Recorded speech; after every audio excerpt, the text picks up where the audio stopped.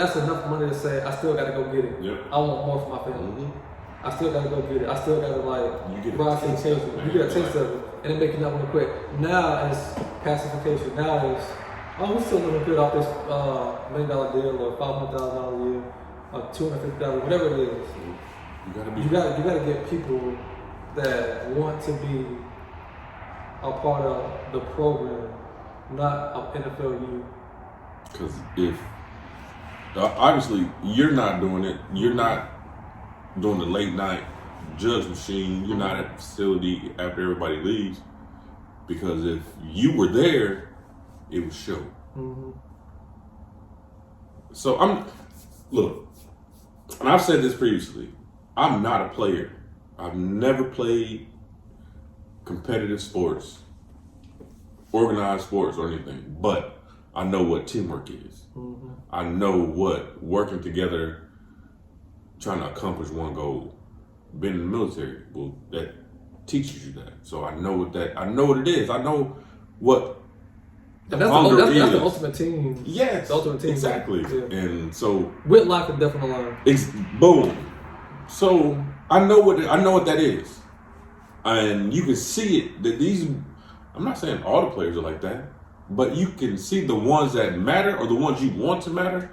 They don't give a. They not saying they don't give a damn, but it's just they don't. They may have wanted it, but they don't want it as much as they wanted it in the summer or at the beginning of the season. Yeah. That's why you gotta respect people like Tebow. Like when you see, when's the last time you saw a player cry after a loss?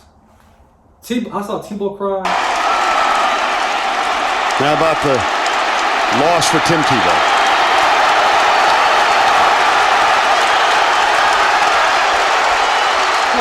Have you seen any player cry after losing a game?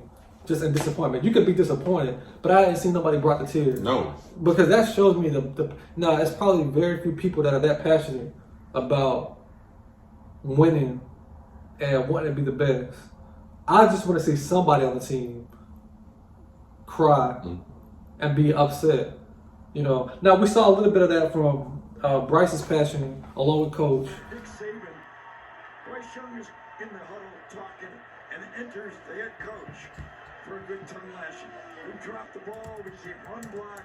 Let's get it. When it was, getting into the offense about just silliness. And again, I ain't gonna talk too much about the games, but I respect that in the sense of his mindset. He's a great athlete, and he's trying to be a more vocal leader, by telling them we got to get it together. That this is not what we worked all summer for, to be some team that plays or a team that looks like they're just going through the motions and we're ready to get the season done because we're not reaching our goals. You got to be locked in, and a part of being locked in is when you start to see discipline. You don't see the penalties like you used to. Your mind is like Coach talked about, the person in front of me. You worried about winning your matchup, and I don't know how much people on the team are locked in when it comes to going back to the past, being indoctrinated into the process. Are you locked in enough to say, I want to dominate my opponent? And does this mean something to me? You know? Yep. Because if it means something to you, it's going to show on the field. Yep. It's going to show in your execution. You're going to stop missing tackles. It's going to show in the way you tackle. It's going to show in every aspect of it. And you would not lose. You would not lose if you keep that that mentality. Agreed. I'm not looking forward to the second quarter, third, fourth. That's about this next down. A lot of the players were worried about the results, the end result, instead of worrying about now. Dominating, I think Coach Saban say it all the time, dominating your box. Yeah. Bill Anderson mentioned it. He mentioned it after both losses. So now I'm starting to take it and be like, damn, okay. Is this really it? Because he said after both losses this year, he said, I think it just starts in practice, making sure we're doing everything the right way out there, making sure that we're being disciplined in practice, and everybody's being bought in and all committed to, everything that we have going on here. I just think the biggest thing that we got to get rid of all the individual stuff and make it a team effort. make sure that everybody's locked in, make sure everybody has 2 feet in, and make sure they're keeping Alabama football the main thing while they're here, and not think about the future. So I think that's a message that I'm gonna try to get to the team. Nobody had to tell a player, hey, make sure you keep it football. Yeah. Number one. No, because the college landscape has changed a lot as far as the transfer portal, the NIL, all that.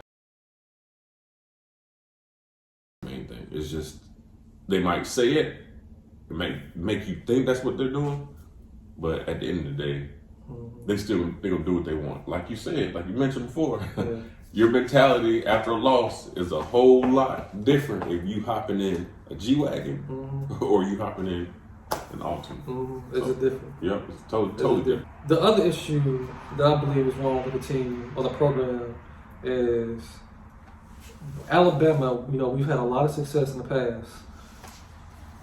There's continuity.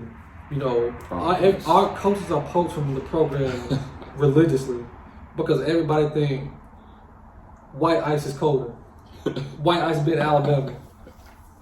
You know, they think that because you coached at Alabama, oh, we got to get him on staff. Mario Cristobal, Alabama at some point. He went to Oregon. You know, he's doing his thing. Kirby Smart, Lane Kiffin, Mike Lockley, the head coach at Maryland, the head coach at Michigan State. The list goes on and on. The special teams coach that was at Bama, now at A&M. Or at University of Texas, Steve Sarkisian.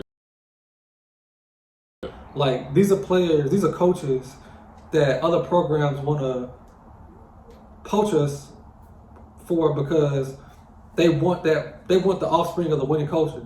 And so when Alabama as a program is constantly being picked up as best, we're left with Bill O'Brien, Pete Golden. This is my second issue with the program, is having coaches that understand what coaches trying to do. Now, I understand Nick Saban is a great coach. I know he is. He's the greatest to ever do it. He has to admit that Pete Golden was a bad hire. I think this is his 5th season at Alabama. He has to admit that this defense has been atrocious since he's been at Alabama. When you're a coach at Alabama, and Bill O'Brien, we're going to come for you. Don't worry. We're worried about Pete right now. But Pete is young. I think he's like 38 or something like that. And he's our age. But my age. Well, I'm in the 30s. But the thing is, in my opinion, my humble opinion, Alabama isn't the type of program to where you bring in somebody who's, you know, green or still wet behind the ears. You got to be an established defensive coordinator, in my opinion. But I don't mean to cut you off. But early in the season, I think, do you know how many former DCs we have on staff? How many? A lot. I think we got like 4 or 5. Like freaking Todd Bradley was there. Like, and that's another thing that boggles my mind. Like, we got all this experience. I'm talking about years of coach, and these people have coached under Nick Saban before as at some point in their career.